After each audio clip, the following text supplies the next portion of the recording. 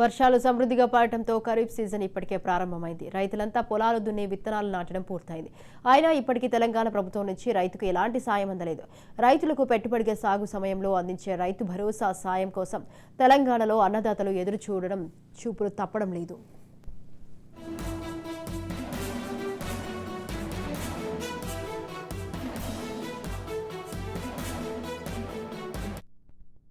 అర్హులైన ప్రతి రైతుకు ఎకరాకు 15,000 రూపాయలు పెట్టుబడి సాయం అందిస్తామని తెలంగాణలో గద్దెనెక్కిన కాంగ్రెస్ ప్రభుత్వం ఖరీఫ్ ప్రారంభమై నెల రోజులు దాటినా ఇప్పటికే రైతు భరోసాపై ఎలాంటి నిర్ణయం తీసుకోకపోవడంతో రైతులు ఆగ్రహంగా ఉన్నారు.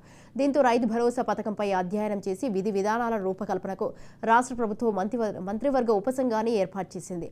డిప్యూటీ సీఎం భట్టి విక్రమార్క అధ్యక్షతన మంత్రులు తుమ్మల నాగేశ్వరరావు, పొంగులేటి శ్రీనివాసరెడ్డి, శ్రీధర్బాబుతో కమిటీ వేశారు.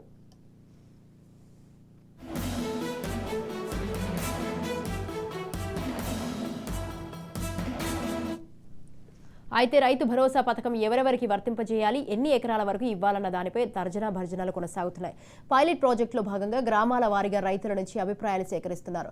ప్రతి సహకార సంఘం పరిధిలో రైతులతో మాట్లాడి వివరాలు అడిగి తెలుసుకుంటున్నారు. 5 ఎకరాలు, 8 ఎకరాలు, 10 ఎకరాలు ఇలా ఎన్ని ఎకరాల లోపు వారికి ఈ పథకం వర్తింపజేస్తే బాగుంటుందన్నది వారి నుంచి సేకరిస్తున్నారు. ఈ సమాచారాన్ని క్రోడీకరించి వ్యవసాయ శాఖ ప్రభుత్వానికి నివేదించనుంది.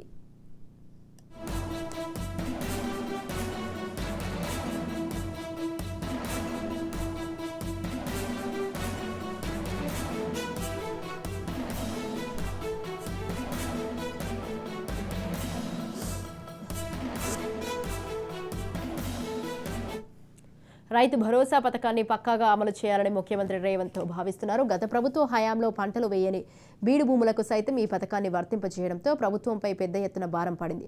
పైగా 100 ఎకరాలు ఉన్న భూస్వాములకు సైతం ఈ పథకాన్ని వర్తింపజేయడంతో తీవ్ర విమర్శలు వెల్లువెత్తాయి. దీంతో ఎన్నికల ప్రచారంలోనే రైతు భరోసాపై అందరికీ ఆమోదయోగ్యమైన నిర్ణయం తీసుకుంటామని సీఎం రేవంత్ హామీ ఇచ్చారు. ఇందులో భాగంగా ఊరూరా సర్వే నిర్వహిస్తున్నారు.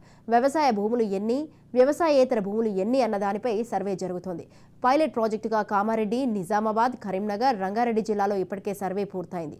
మిగిలిన జిల్లాల్లోనూ వీలైనంత త్వరగా సర్వే పూర్తి చేసి అర్హులందరికీ రైతు భరోసా ఇవ్వాలని ప్రభుత్వం భావిస్తోంది.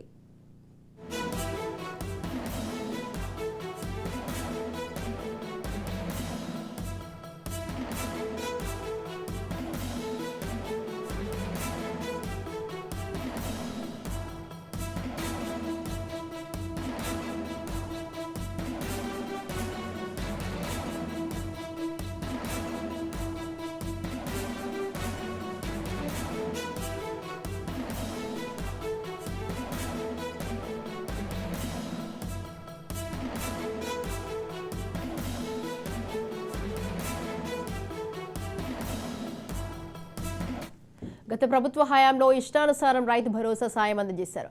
బడా భూస్వాములు, రియల్ ఎస్టేట్ వ్యాపారులు, ఇన్కమ్ ట్యాక్స్ కట్టేవారు, ఫామ్ హౌస్ ఉన్న భూములు, రిసార్ట్లు ఉన్న భూములు, కమర్షియల్ వ్యాపారాలను వినియోగిస్తున్న భూములకు సైతం రైతు భరోసా డబ్బులు పడేవి. దీంతో ఈ పథకం అమలుపై చాలా విమర్శలు వచ్చాయి. పన్నుల ద్వారా వచ్చిన ప్రజాధనాన్ని దుర్వినియోగం చేస్తున్నారని చాలా మంది మండిపడ్డారు. దీంతో సర్వే ద్వారా ఇలాంటి భూములన్నింటినీ తొలగించనున్నారు. దీంతో ప్రభుత్వంపై భారం తగ్గిపోవడంతో పాటు అర్హులకు మాత్రమే సాయం అందే అవకాశం ఉంది. ఎట్టి పరిస్థితుల్లోనూ అనర్హులకు పైసా కూడా చెల్లించేదే లేదని సీఎం స్పష్టం చేశారు.